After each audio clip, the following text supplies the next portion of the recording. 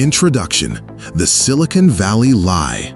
While the rest of the world is burning their savings trying to launch the next Uber for dogs or chasing viral crypto coins, a quiet group of people is getting filthy rich selling trash. Well, not just trash, but the most unglamorous, mind-numbingly boring things you can imagine.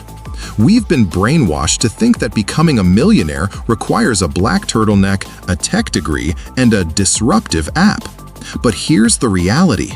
The most consistent wealth isn't found in innovation.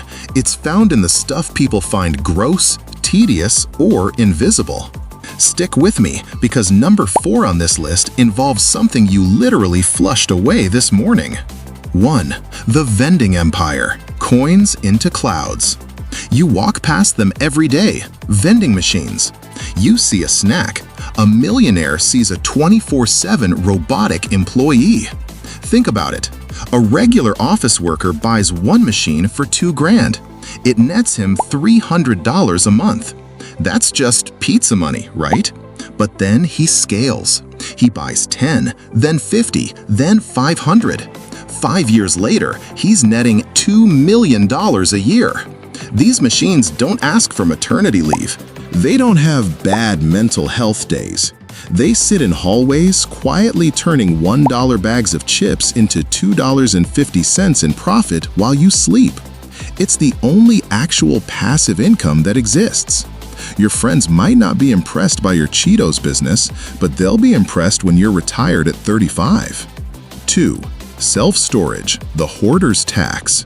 Humans are pack rats. We buy junk we don't need, realize it doesn't fit in our house, and then, instead of throwing it away, we pay someone else to guard it for a decade. Self-storage is a mathematical masterpiece. You build a row of metal boxes. Your overhead? Almost zero. No inventory to spoil, no complicated staff, and a profit margin of 50%. Most sexy businesses dream of 10%. People rent these units for 1 month and stay for 6 years because they're too lazy to spend a Saturday cleaning out their old treadmill. One owner started with a single lot and now clears $1.8 million annually. Her only drama? Occasionally cutting a padlock. Boring? Yes. Profitable? Insanely. 3. The recession-proof laundromat. Laundromats are the ultimate dirty money. Here's why. Cleanliness isn't optional. Recession? People still need clean underwear. Pandemic? People need clean stuff even more. Economic boom? Still doing laundry. A high-end laundromat can pull in $300,000 a year in pure profit. You aren't selling a product, you're renting out time and hot water. Modern systems are almost entirely automated. You collect digital payments while you're at the beach. You're in the dirty clothes business, but your bank account has never looked cleaner. 4. Porta potties, the poop profits. Every construction site, every music festival, and every outdoor wedding has one thing in common: people need to go. Human waste management is one of the most recession-proof industries on the planet. I know a guy who started with 5 portable toilets during a housing crash. While real estate moguls were jumping off ledges, he was expanding. Why? Because biology doesn't care about the stock market. He now manages 400 units, pulling in $1.2 million a year with a 60% margin. Once you get over the "you" factor, you realize that dignity is a poor man's luxury. I'd rather be the toilet king in a Ferrari than a creative director in a bus. 5. Parking lots, monetizing nothing. This is the peak of boring wealth. Imagine owning a flat piece of concrete. No building, no plumbing, no roof to leak. You paint some white lines, put up a sign, and start charging $20 a pop. In a major city, a mid-sized lot can generate $100,000 a month. You are literally selling empty space. No customer service, no shipping delays, just cars entering and leaving.